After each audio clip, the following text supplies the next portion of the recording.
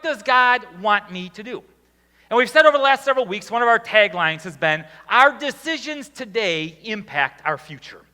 The decisions that you make today are going to determine the stories that you tell to your kids or to your grandkids or to your friends. The decisions you make today are going to determine the stories that you tell tomorrow.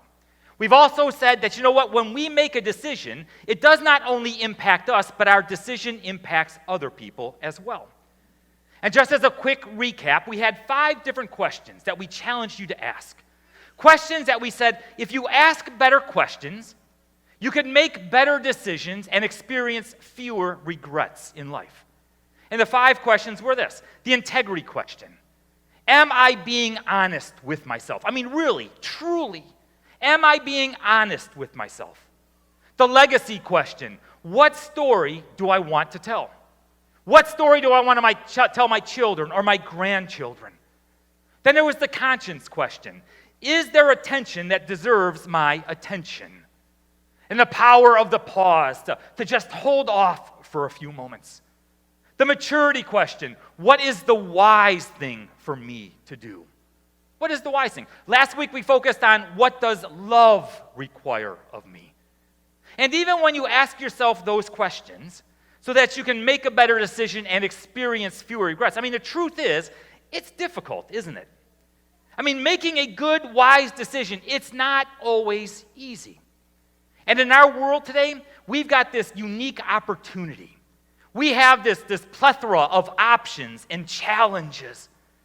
The other day, I went to a Publix to pick up some lettuce. There is an entire wall of lettuce. I mean, why in the world do we need so much? I mean, there were so many choices, so many options. I remember the good old days, you'd go and you'd buy a head of lettuce, right? You'd come back, you'd smack it on the countertop, pull the core out, and cut it out. All right? You know, remember, generational thing here, okay? I remember when McDonald's used to be a sit-down restaurant. My family and I, we would actually go to McDonald's, we would order at the counter, we would all sit down at a table inside McDonald's and have a meal together. I can remember as clear as day, I was at a McDonald's on Pearl Road in Parma Heights, Ohio, when I finally graduated to the Big Mac. I remember that very first time my parents, instead of buying me a hamburger, they bought me a Big Mac. I was in the big leagues at that point in time. Now, once again, a generational thing here, but I remember the very first drive-thru. I mean, do you remember that? I mean, a drive-thru. It was November 24th, 1975, that the first drive-thru at McDonald's was initiated. I remember when the McDonald's down the street from my house finally had that drive. You didn't even have to get out of your car. You could eat lunch in your car right where God intended it to be eaten at. I mean, you barely had to slow down. And nowadays, over 70% of the revenues of McDonald's comes from the drive-thru. I mean, today, you don't even have to leave your apartment or your home.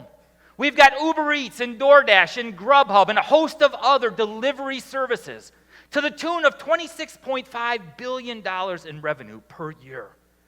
All you've got to do is go online or make a telephone call, and your cold food will arrive in 2-3 hours, whatever it is. Or how about Netflix? I mean, maybe you've experienced this as well. You sit down, you turn on Netflix, and you start scrolling through all the shows and all the different movies that are there. There are so many decisions to be made, so many choices, that you begin to pull your hair out. You cannot pick out a decent show to watch, and so you just turn it off and walk away. There's this indecisiveness. Because there are so many decision choices, there's an indecisiveness that's there.